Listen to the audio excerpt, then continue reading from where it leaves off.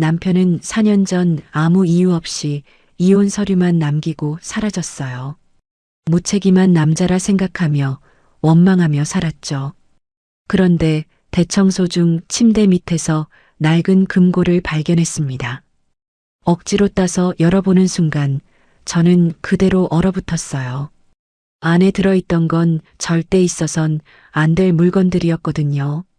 떨리는 손으로 일기장을 펼치는 순간 4년 동안 제가 믿었던 모든 진실이 한순간에 무너져 내렸습니다. 오늘 제 이야기를 끝까지 들어주시면 절망의 바닥에서 어떻게 다시 일어설 수 있었는지 알게 되실 거예요. 그리고 여러분은 어느 지역에서 시청하고 계신가요? 댓글로 한 번씩만 남겨주세요.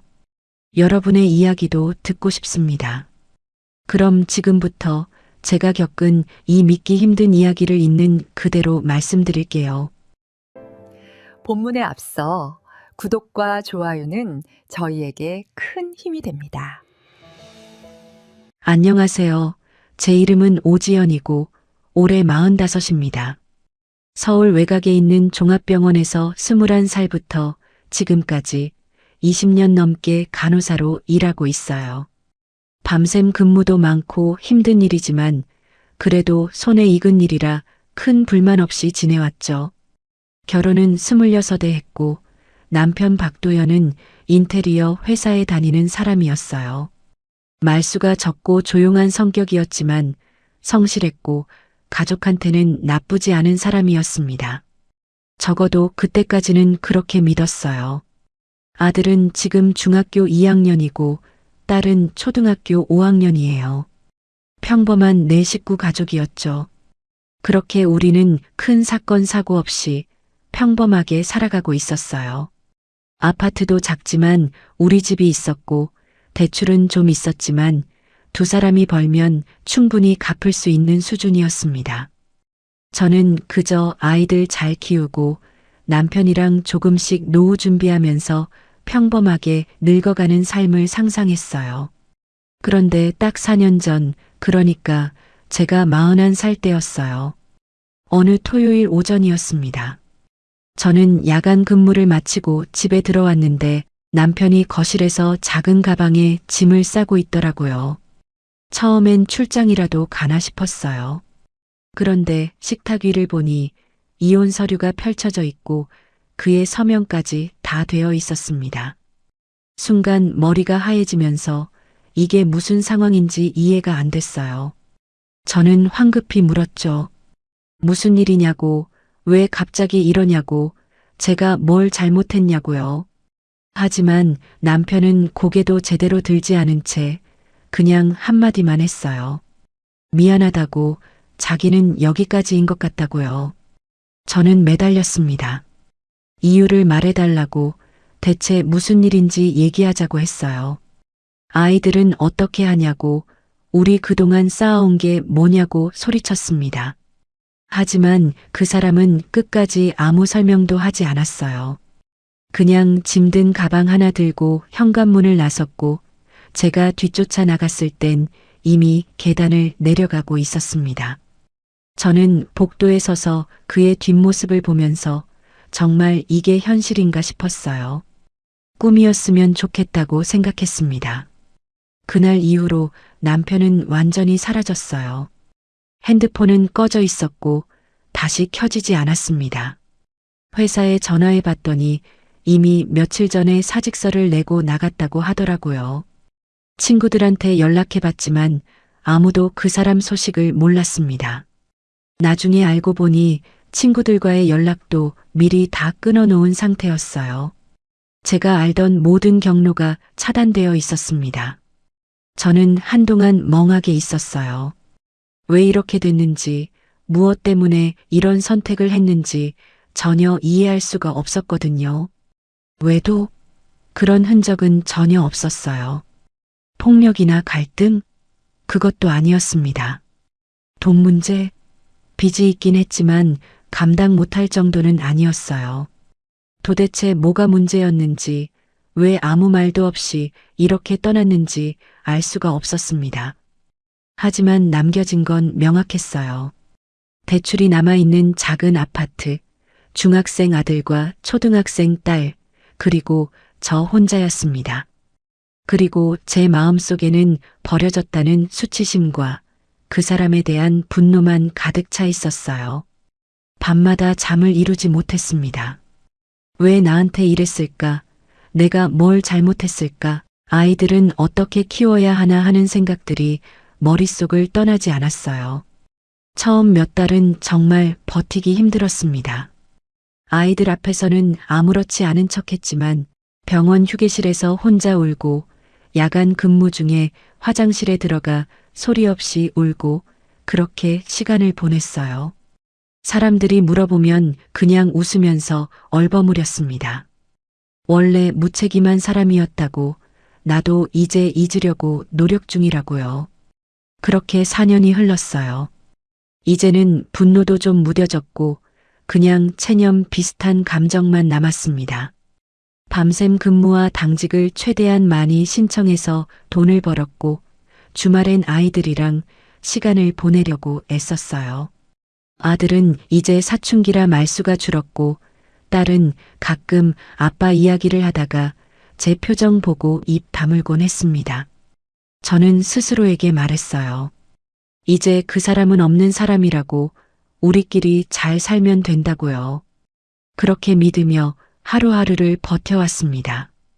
그런데 그때는 몰랐어요. 제가 믿고 있던 그 모든 이야기가 사실이 아니었다는 걸요. 그 일은 올해 봄, 정확히는 4월 말쯤 일어났어요. 연휴를 맞아서 평소에 미뤄뒀던 대청소를 하기로 했습니다. 아이들은 학교 갔고 저는 오랜만에 오전 근무만 마치고 일찍 집에 왔어요. 창문을 활짝 열고 묵은 먼지를 털어내고 오래된 짐들을 정리하기 시작했습니다. 옷장도 정리하고 베란다 구석구석도 닦았어요. 그러다가 안방 침대를 옮겨보기로 했어요.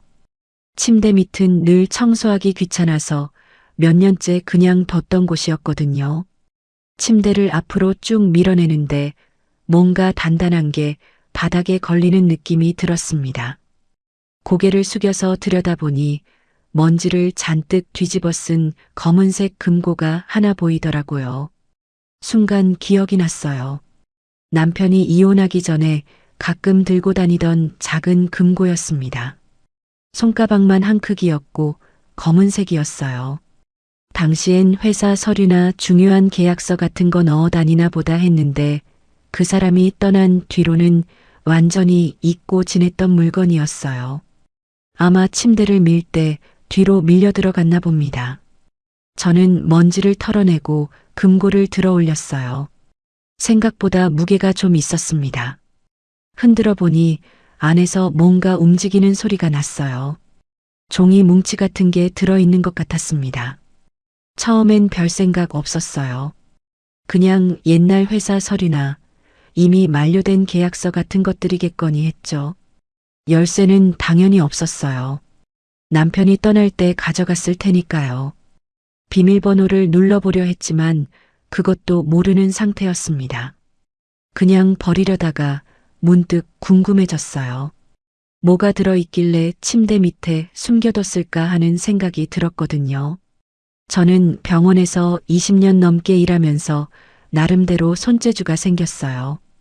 응급실에서 일할 때 잠긴 약품 캐비닛을 열쇠 없이 열어야 했던 적도 있었고 작은 자물쇠 정도는 간단한 도구로 따는 법을 배웠거든요. 그래서 집에 있던 핀셋이랑 클립을 가져와서 금고 자물쇠를 이리저리 만져봤습니다. 한 15분쯤 씨름했을까요? 딸깍하는 소리와 함께 잠금 장치가 풀렸어요. 저는 숨을 한번 크게 들이쉬고 금고 뚜껑을 천천히 열었습니다. 그 순간 저는 그대로 얼어붙었어요. 안에 들어있던 건 낡은 서류가 아니었습니다. 제일 위에 놓인 건 은행 통장이었어요. 초록색 표지의 예금 통장이었는데 앞표지가 조금 발에 있었습니다. 저는 손을 떨면서 통장을 집어들었어요. 첫 장을 펼쳤을 때 거기 적힌 숫자를 보고 숨이 멎는 줄 알았습니다. 잔액이 7억 원이었어요. 정확히는 7억 2,300만 원이었습니다. 통장 앞장에는 이렇게 적혀 있었어요. 예금주는 박도연, 그리고 수익자란에는 오지연 및 자녀 일체라고 적혀 있었습니다. 제 손이 미친 듯이 떨렸어요. 뭔가 잘못 본 건가 싶어서 몇 번이나 다시 확인했지만 숫자는 변하지 않았습니다. 저는 황급히 나머지 내용물을 꺼냈어요. 통장 밑에는 두꺼운 서류 뭉치가 있었습니다. 하나하나 펼쳐보니 전부 병원 진료비 영수증이었어요. 그런데 제가 다니는 병원이 아니었습니다. 서울 시내 대학병원들, 그것도 여러 곳의 영수증이었어요. 영수증마다 진료 항목이 적혀 있었는데 뇌 MRI, 유전자 검사, 신경과 정밀 검사 같은 항목들이 보였습니다. 그리고 한 장에는 희귀질환센터라는 도장이 찍혀 있었어요. 날짜를 보니 4년 전, 그러니까 남편이 저를 떠나기 몇 달 전부터 시작된 기록이었습니다. 계속 뒤지니까 흑백 사진도 몇 장 나왔어요. 오래된 폴라로이드 사진이었는데 남편이 혼자 어딘가 산속에 서 있는 모습, 호수가 보이는 오두막 앞에 서 있는 모습, 그림을 그리고 있는 뒷모습 같은 것들이었습니다. 사진마다 뒷면에 날짜가 적혀 있었는데 전부 이혼 이후의 날짜였어요. 저는 금고를 든 채 그대로 주저앉았습니다. 머릿속이 완전히 하얘졌어요.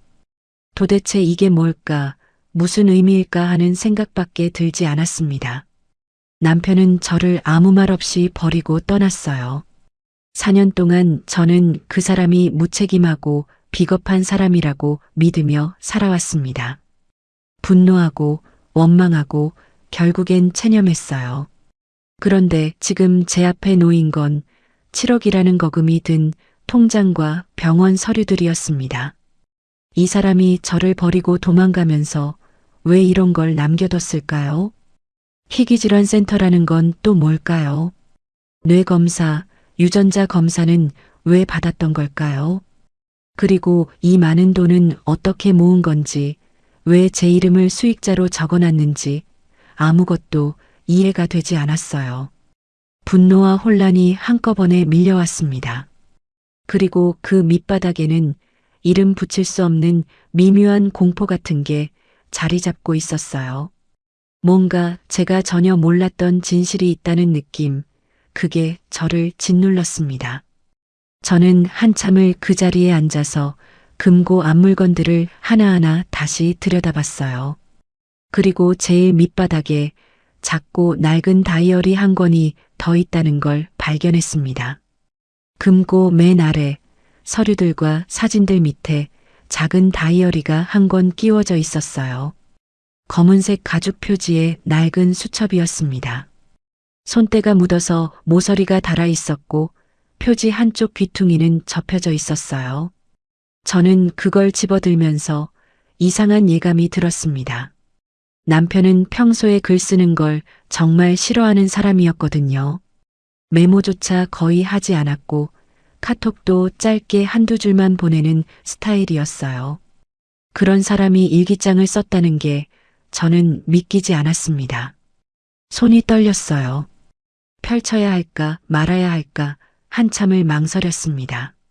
하지만 결국 저는 떨리는 손으로 첫 페이지를 열었어요. 남편의 익숙한 필체가 보였습니다. 조금 삐뚤삐뚤하지만 또박또박 적혀 있었어요. 첫 장에는 이렇게 적혀 있었습니다. 2021년 3월 4일. 오늘 결과를 들었다. 대학병원 신경과 교수님이 차분한 목소리로 말했다. 유전성 신경퇴행성 질환입니다.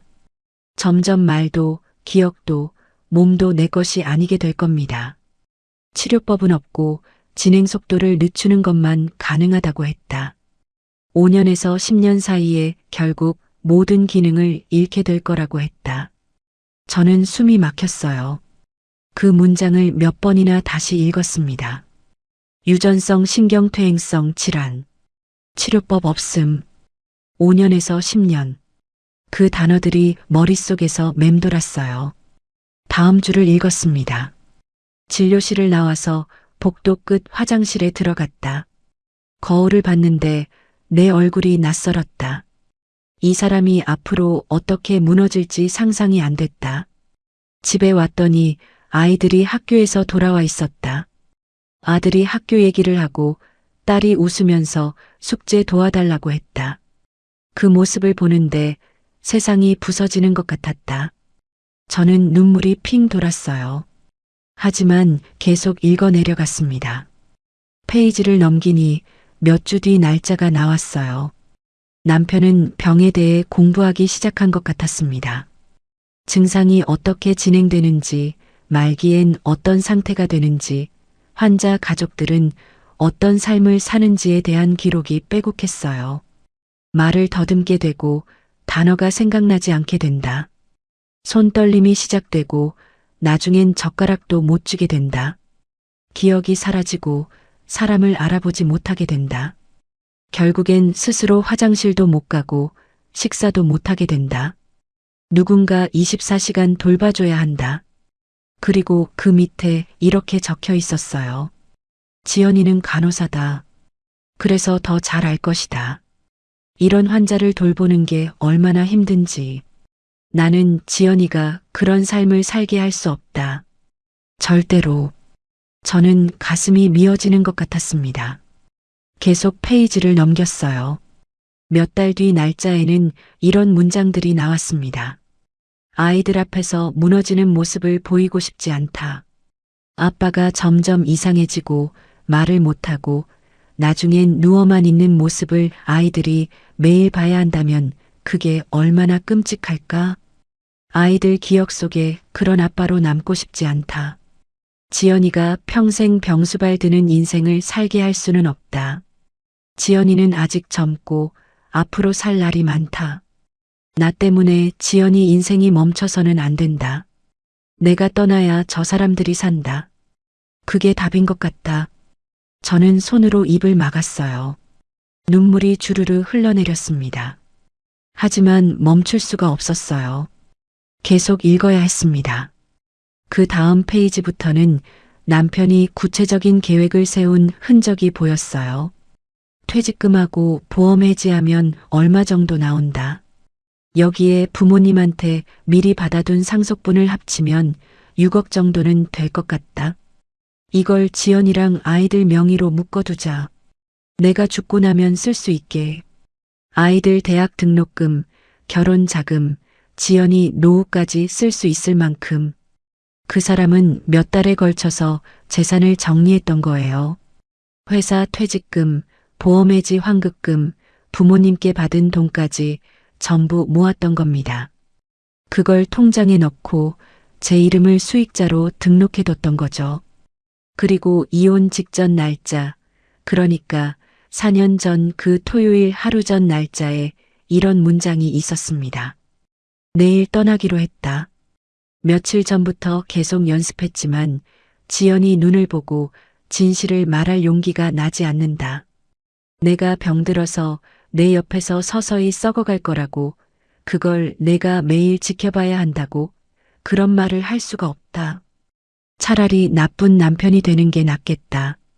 무책임하고 비겁한 남편으로 기억되는 게 병들어 죽어가는 남편으로 기억되는 것보다 나을 것 같다.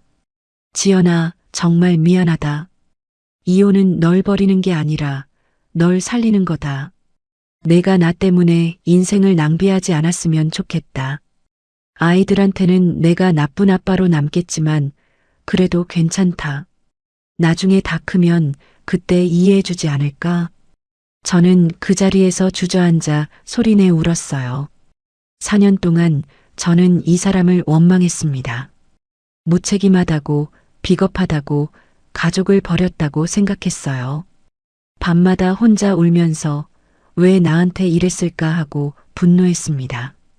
아이들이 아빠 얘기할 때마다 입을 다물게 만들었고 그 사람 이름조차 입에 올리기 싫었어요.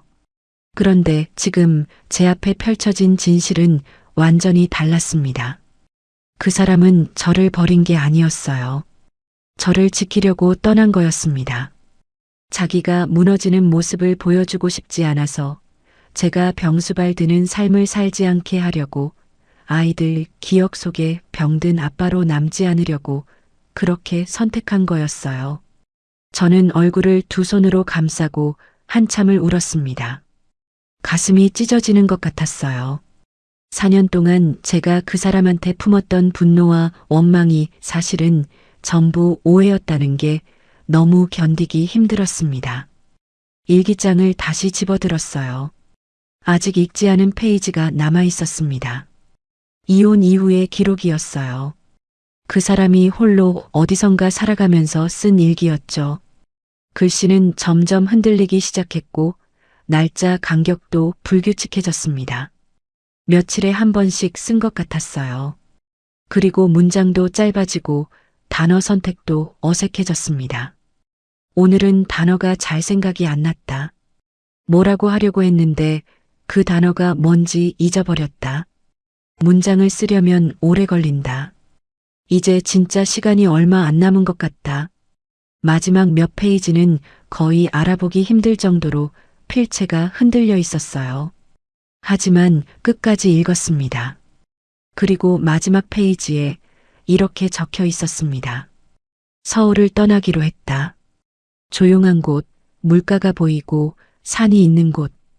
그곳에서 마지막까지 그림을 그리고 남은 시간 동안 아이들을 위해 조금이라도 더 돈을 모을 것이다. 강원도. 거기로 가면 될 것 같다. 그 밑에 작은 글씨로 지명이 하나 적혀 있었어요. 강원도의 어느 소도시 이름이었습니다. 저는 얼른 금고에서 통장을 다시 꺼냈어요. 뒷장을 넘겨서 입출금 내역을 확인했습니다. 그리고 발견했어요. 최근까지도, 그러니까 몇 달 전까지도 그 지역 근처에서 현금이 조금씩 인출된 기록이 남아 있었습니다. 그 사람이 아직 살아있을지도 모른다는 생각이 들었어요. 아니, 살아있다면 지금 어떤 상태일까요? 일기장을 덮고 나서 저는 한참을 그 자리에 앉아 있었어요. 창밖으로 해가 지고 있었습니다. 시계를 보니 벌써 저녁 6시가 넘어 있었어요. 아이들이 학원에서 돌아올 시간이었죠. 저는 황급히 금고 앞물건들을 다시 정리해서 넣고 옷장 깊숙한 곳에 숨겼습니다. 아이들한테는 아직 보여줄 수 없었어요. 그날 밤 저는 잠을 한숨도 자지 못했습니다. 천장만 바라보면서 계속 생각했어요. 그 사람이 지금 어디서 어떻게 살고 있을까? 혼자 쓰러져 있는 건 아닐까? 아니면 이미 돌아가신 건 아닐까? 온갖 생각이 머릿속을 맴돌았습니다. 새벽 4시쯤 저는 결심했어요. 그를 찾아가야겠다고. 이대로는 안 되겠다고 생각했습니다. 4년 동안 제가 오해하고 살았다는 게 너무 견딜 수 없었어요.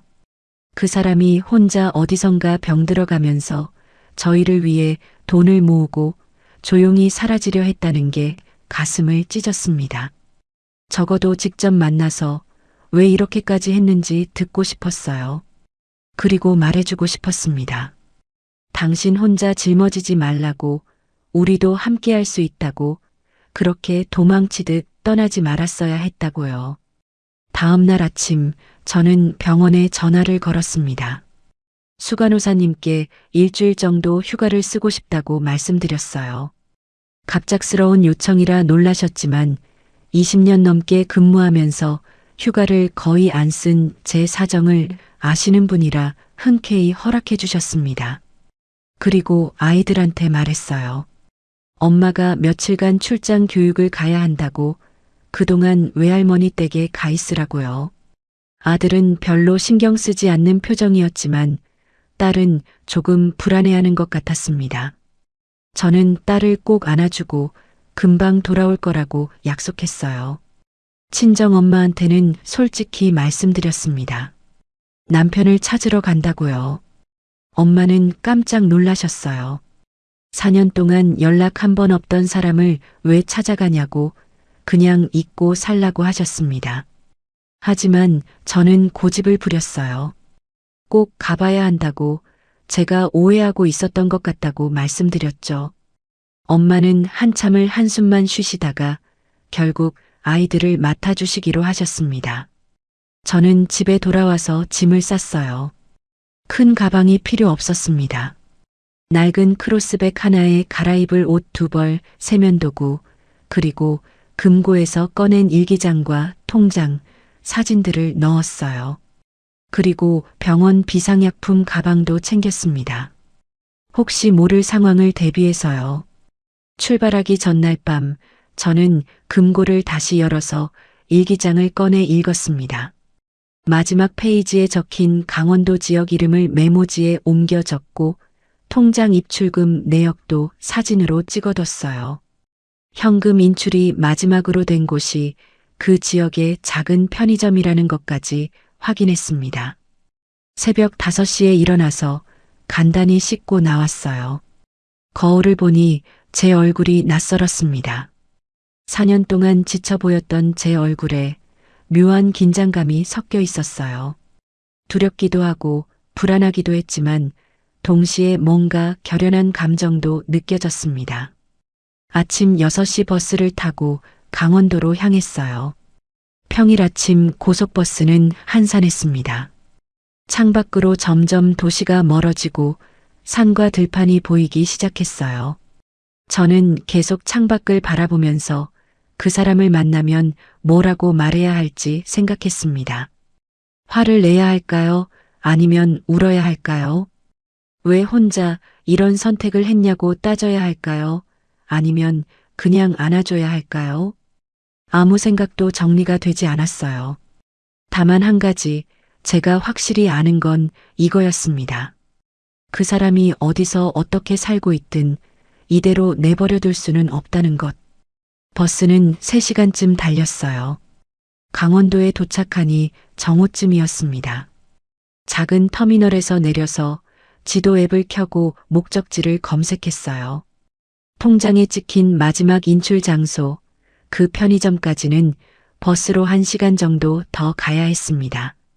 시외버스를 갈아타고 좁은 국도를 따라 더 깊숙이 들어갔어요. 차창 밖으로 논밭이 보이고 작은 마을들이 지나갔습니다. 점점 사람 사는 흔적이 드문드문해졌어요. 마지막에는 거의 산속 같은 곳을 달렸습니다.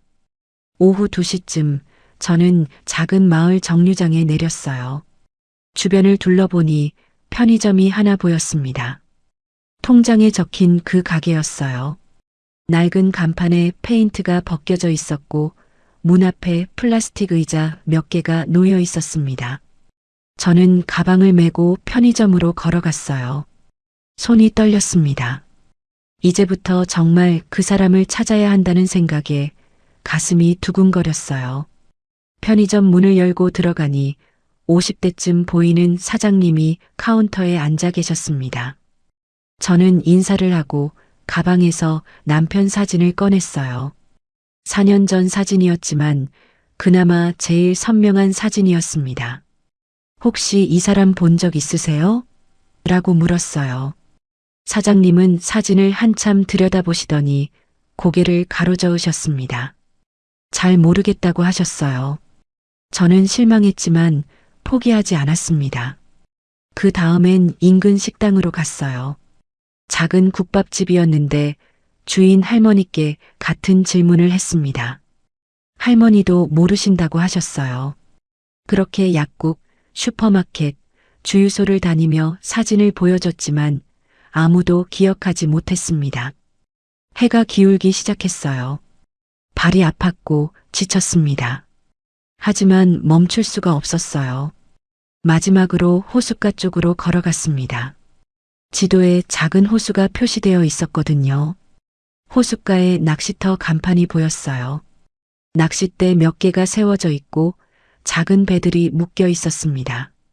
거기 계시던 중년 남자분께 사진을 보여드렸어요. 혹시 이 사람 본 적 있으세요? 라고 물었을 때 그분이 사진을 한참 보시더니 고개를 갸웃하셨습니다. 이 사람 혹시 호수 건너편 산 쪽에 사는 화가 아니에요? 라고 물으셨어요. 저는 심장이 멎는 줄 알았습니다. 화가요? 호수 건너편이요? 라고 되물었어요. 그분은 호수 저편을 가리키며 말씀하셨어요. 저기 산 중턱에 오래된 오두막 몇 채가 있는데 거기 혼자 사는 사람이 그림 그린다고 들었다고요. 얼굴은 잘 기억 안 나는데 사진 속 사람이랑 비슷한 것 같다고 하셨습니다. 저는 그 순간 찾았다고 생각했어요. 그 사람한테 어떻게 가냐고 물었더니 낚싯배를 타고 가야 한다고 하셨어요. 육지로는 길이 없다고요. 그분은 친절하게도 배 한 척을 빌려주셨습니다. 그런데 문제가 있었어요. 날씨가 점점 나빠지고 있었거든요. 하늘이 어두워지면서 먹구름이 몰려오고 있었어요. 바람도 세졌습니다. 그분이 말리셨어요. 오늘은 위험하니까 내일 가라고, 비 오면 호수가 거칠어진다고요. 하지만 저는 기다릴 수가 없었습니다. 지금 가야 한다고 괜찮다고 말씀드렸어요. 그분은 걱정스러운 얼굴로 구명조끼를 건네주시고 조심하라고 당부하셨습니다. 저는 배에 올라탔어요. 노를 저으면서 호수 건너편을 향해 나아갔습니다. 물결이 점점 거세졌고 빗방울이 떨어지기 시작했어요. 손이 시리고 옷이 젖어들었지만 멈추지 않았습니다. 30분쯤 저었을까요? 드디어 건너편 기슭에 도착했어요. 배를 나무에 묶어두고 산으로 난 좁은 오솔길을 따라 올라가기 시작했습니다. 길은 이끼가 끼어 있고 돌계단은 금방이라도 부서질 것 같았어요. 비는 점점 세차게 내렸고 폭우가 되어버렸습니다. 한참을 올라가니 소나무 숲 사이로 허름한 나무 오두막 두세 채가 보였어요. 그중 가장 끝에 있는 집, 창문이 반쯤 깨져 있고 지붕이 축 늘어진 집이 보였습니다. 저는 그 집 앞에 섰어요. 숨을 고르고 노크를 하려는 순간 안에서 마른 기침 소리와 함께 헛기침 섞인 신음이 새어나왔습니다. 그 소리를 듣는 순간 저는 알았어요. 그 안에 그 사람이 있다는 것을. 저는 떨리는 손으로 문을 밀었어요. 문은 잠겨 있지 않았습니다. 삐걱 소리를 내며 천천히 열렸어요. 안은 어두웠고 곰팡이 냄새와 오래된 기름 냄새가 섞여 있었습니다. 빗소리만 요란하게 들렸어요. 창문으로 희미하게 들어오는 빛에 눈이 적응하자 방 안 풍경이 보이기 시작했습니다. 작은 화덕 하나, 낡은 이불이 구겨진 바닥, 벽에 기대어진 캔버스 몇 개, 그리고 방 한가운데에 놓인 낡은 에젤이 보였어요. 거기에 누군가 앉아 있었습니다. 너무 말라버린 어깨, 떨리는 손으로 붓을 붙들고 캔버스를 바라보고 있는 한 남자의 옆모습이었어요. 흰 머리가 길게 늘어져 있었고 한때 탄탄했던 등이 기괴할 만큼 움푹 들어가 있었습니다. 입고 있는 옷은 너무 커 보였어요. 아마 살이 많이 빠져서 그렇게 된 것 같았습니다. 저는 말없이 그 모습을 바라봤어요. 숨이 막혔습니다. 눈물이 핑 돌았지만 소리 내지 않으려고 입술을 깨물었어요. 그가 천천히 고개를 돌렸습니다. 움직임이 느렸어요. 마치 녹슨 기계처럼요. 그리고 저를 봤습니다. 박도연이었어요. 하지만 제가 기억하던 그 사람이 아니었습니다. 4년이라는 시간이, 아니, 병이 그 사람을 완전히 바꿔놓았어요. 뺨은 푹 꺼져 있었고 눈은 움푹 들어가 있었습니다. 입술은 갈라져 있었고 손은 심하게 떨리고 있었어요. 하지만 무엇보다 제 가슴을 찢은 건 그의 표정이었습니다. 내해전 떠나던 그 단호한 표정이 아니었어요. 마치 들키고 싶지 않았던 진실을 들킨 사람처럼 공포와 수치가 뒤섞인 얼굴이었죠. 그의 입이 천천히 열렸어요. 소리가 나오기까지 몇 초가 걸렸습니다. 거의 새어나오는 바람소리에 가까운 목소리였어요. 지현아? 그 한마디를 하는데도 힘들어 보였습니다. 목소리가 떨렸고 숨이 가빴어요. 저는 그 자리에 주저앉아 엉엉 울어버렸습니다. 참으려고 했지만 참을 수가 없었어요. 4년 동안 쌓였던 모든 감정이 한꺼번에 터져 나왔습니다. 분노도, 원망도, 그리움도, 미안함도 전부 섞여서 나왔어요. 그 사람도 눈물을 흘리고 있었습니다. 말라버린 뺨을 타고 눈물이 천천히 흘러내렸어요.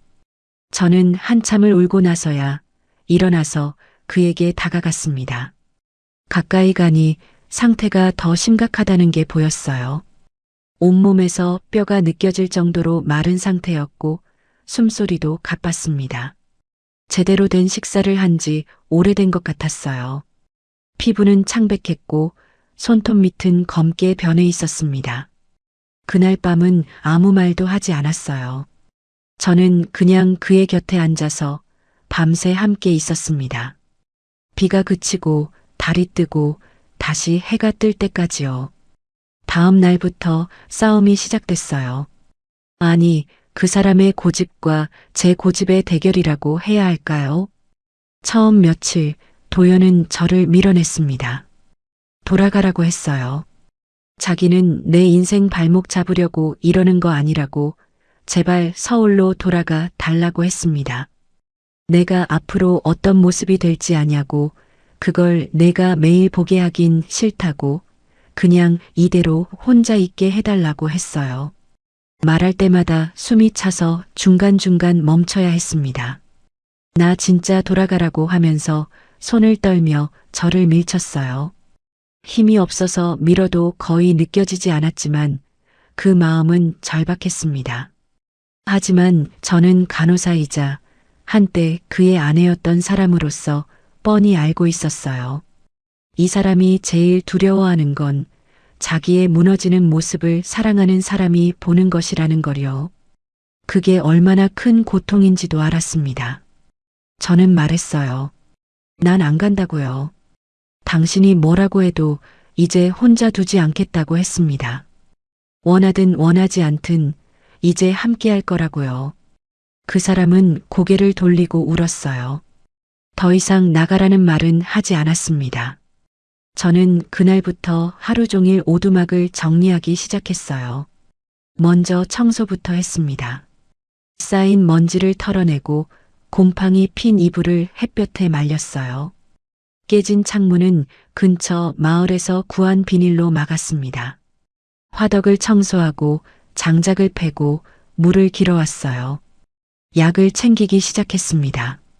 근처 보건소에 가서 상황을 설명하고 필요한 약을 처방받았어요. 진통제, 소화제, 영양제 같은 기본적인 것들이었습니다. 완치는 불가능하지만 적어도 편하게 지낼 수 있도록 도와줄 수 있었어요. 식사도 제대로 만들어 드렸습니다. 매일 아침 마을까지 내려가서 장을 봤어요. 영양가 있는 음식 재료를 사서 올라와 죽을 끓이고 국을 끓였습니다. 처음엔 거의 못 드셨어요. 몇 숟갈 먹고는 힘들어했죠. 하지만 조금씩, 아주 조금씩 식사량이 늘어났습니다. 간단한 재활 운동도 시켰어요. 침대에만 누워 계시면 근육이 더 빨리 약해지니까요. 하루에 몇 번씩 팔다리를 움직이고 가능하면 짧게라도 걷게 했습니다. 그 사람은 힘들어했지만 제 손을 잡고 천천히 따라왔어요. 밤이 되면 저는 그가 쓴 일기를 다시 읽어줬습니다. 4년 전부터 시작된 일기를 처음부터 끝까지 천천히 읽었어요. 병 진단을 받던 날의 일기, 가족을 생각하며 고민하던 일기, 이혼을 결심하던 날의 일기까지요. 읽으면서 저도 울었고 그 사람도 함께 울었습니다. 어느 날 밤 그가 물었어요. 아이들은 잘 있냐고, 많이 컸냐고요. 저는 핸드폰을 꺼내서 아이들 사진을 보여드렸습니다. 요즘 찍은 사진들이었어요. 아들은 키가 훌쩍 컸고 딸은 웃는 얼굴이 환했습니다. 그 사람은 사진을 한참 보다가 눈물을 흘렸어요. 미안하다고, 정말 미안하다고 계속 말했습니다. 저는 그의 손을 잡고 말했어요. 미안하다고 하지 말라고요. 당신은 당신 방식대로 우리를 지키려고 했던 거니까 이제는 제가 당신을 지킬 차례라고 했습니다. 그렇게 한 달이 지났어요. 아니, 2달쯤 됐을까요? 시간은 잔인할 정도로 빨리 흘렀습니다. 그리고 변화가 눈에 띄기 시작했어요. 말이 점점 어눌해졌습니다. 단어를 찾는데 시간이 오래 걸렸고 가끔 제 이름을 헷갈렸어요. 지연아 라고 부르다가 멈추고 한참 생각하다가 다시 지연아 라고 부르곤 했습니다. 기억도 흐릿해졌습니다. 어제 먹은 식사를 기억 못하고 오늘이 며칠인지 잊어버렸어요. 가끔은 여기가 어디냐고 물었고 제가 누구냐고 물을 때도 있었습니다. 그럴 때마다 저는 차분하게 설명했어요. 여기는 당신이 선택한 곳이고 나는 지연이라고요. 캔버스 앞에 앉아 있는 시간이 많았습니다. 그림을 그리고 싶어 했지만 무엇을 그릴지 잊어버리는 날이 늘었어요. 붓을 들었다가 그냥 내려놓고 멍하니 창밖만 바라봤습니다. 저는 옆에 앉아서 같이 바라봤어요. 아무 말 없이 그냥 함께요. 손 떨림도 더 심해졌습니다. 숟가락을 들기도 힘들어했고 붓은 거의 잡지 못했어요. 걷는 것도 점점 힘들어져서 화장실 갈 때도 제가 부축해야 했습니다. 그러던 어느 날이었어요. 날씨가 맑은 오후였습니다. 도연이 창밖을 한참 바라보다가 제게 말했습니다. 지연아, 마지막으로 하나만 그려보고 싶다. 목소리는 떨렸지만 눈빛은 또렷했어요. 저는 그의 손을 잡고 물었습니다. 무엇을 그리고 싶냐고요. 무엇을 그리고 싶냐고 물었더니 그가 천천히 대답했어요. 해질 무렵 들판에 서 있는 지연과 아이들이요. 우리 가족 셋이 환하게 웃고 있는 모습을 그리고 싶다고 했습니다. 그게 마지막 소원이라고요. 저는 고개를 끄덕였어요. 알았다고 함께 그리자고 말했습니다. 그날부터 그는 남은 힘을 모두 짜내서 그림을 그리기 시작했어요. 하지만 붓을 제대로 잡지 못했습니다. 손이 심하게 떨려서 붓이 자꾸 떨어졌어요. 캔버스에 물감을 묻히려고 해도 손이 말을 듣지 않았습니다. 몇 번을 시도하다가 그는 좌절한 표정으로 붓을 내려놓았어요. 저는 그의 뒤에 자리를 잡고 앉았습니다. 그리고 제 손으로 그의 손을 감싸 쥐었어요. 붓을 쥔 그의 손을 제 손으로 감싸고 함께 움직였습니다. 처음엔 어색했지만 곧 호흡이 맞기 시작했어요. 한 획 한 획 그려나갔습니다. 선은 엉뚱하게 그어지기도 했고 떨렸습니다. 하지만 천천히 형태가 나타났어요. 넓은 들판의 수평선, 저물어가는 노을의 붉은빛, 그리고 세 사람의 실루엣이요. 시간이 오래 걸렸습니다. 하루에 30분, 1시간씩만 그렸어요. 그 사람이 힘들어하면 쉬었다가 컨디션이 괜찮을 때 다시 이어서 그렸습니다. 이틀, 사흘, 나흘이 지나갔어요. 일주일이 지나고 열흘이 지나면서 그림이 점점 완성되어 갔습니다. 노을의 색을 칠할 때 그는 주황색과 보라색을 섞으라고 했어요. 아이들 실루엣을 그릴 때는 딸이 조금 더 작아야 한다고 말했습니다. 저를 그릴 때는 한참을 바라보다가 웃는 표정이어야 한다고 했어요. 보름쯤 지났을 때 드디어 그림이 완성됐습니다. 완벽한 그림은 아니었어요. 선도 떨리고 색도 군데군데 번졌습니다. 전문 화가가 보면 실수투성이라고 할 만한 그림이었죠. 하지만 그 어떤 그림보다 아름다웠습니다. 그림 속 표정은 이상할 만큼 선명했어요. 해질녘 노을빛 아래에서 저와 두 아이가 환하게 웃고 있는 장면이었습니다. 행복해 보였어요. 정말로요. 마지막 붓질을 마친 날 밤, 그는 그림 앞에 앉아 오랫동안 조용히 바라봤어요. 1시간도 넘게 그냥 앉아서요. 아무 말도 하지 않았습니다. 저는 옆에서 그의 등을 쓰다듬으며 같이 앉아 있었어요. 그리고 그가 제게 속삭였습니다. 이게 내 마지막 부탁이야. 저기 있는 사람들처럼만 너희 삶이 밝았으면 좋겠다. 웃으면서 살았으면 좋겠다고 자기 때문에 슬퍼하지 말고 행복하게 살아달라고 했어요. 목소리는 작았지만 또렷했습니다. 저는 울지 않으려고 애썼지만 눈물이 났어요. 알았다고, 그렇게 살겠다고 약속했습니다. 그 다음날 새벽이었어요. 새벽 4시쯤 저는 이상한 예감에 잠에서 깼습니다. 옆을 보니 그 사람이 조용히 누워 있었어요. 너무 조용했습니다. 숨소리가 들리지 않았어요. 저는 황급히 그의 손을 잡았습니다. 손이 차가워지고 있었어요. 맥박을 짚어봤지만 거의 느껴지지 않았습니다. 간호사로서 저는 알고 있었어요. 이제 시간이 얼마 남지 않았다는 것을요. 저는 그의 손이 서서히 식어가는 걸 느끼면서도 이상하게 소리내 울지 않았습니다. 단지 그의 손을 꼭 잡고 마지막 체온이 사라질 때까지 곁을 지켰어요. 창밖으로 해가 천천히 떠올랐습니다. 새들이 지저귀기 시작했고 아침이 왔어요. 그는 조용히 평화롭게 떠났습니다. 장례는 조용히 그의 소원대로 근처 작은 산사에서 치렀어요. 스님 한 분과 저, 그리고 낚시터 주인분만 참석했습니다. 아이들한테는 나중에 말하기로 했어요. 지금은 아직 때가 아닌 것 같았습니다. 서울로 돌아온 저는 7억 원이 든 통장을 오래 바라봤어요. 며칠 동안 생각했습니다. 이 돈을 어떻게 써야 할까요? 그 사람의 마음을 어떻게 이어가야 할까요? 그리고 결심했습니다. 이 돈을 우리 가족만을 위해 쓰지 않겠다고요. 이 사람처럼 조용히 무너져가는 환자들, 진단을 받고도 어디서 도움을 받아야 할지 모르는 그 가족들을 위해 쓰겠다고 다짐했습니다. 그렇게 탄생한 것이 박도연 희귀질환 지원 재단이었어요.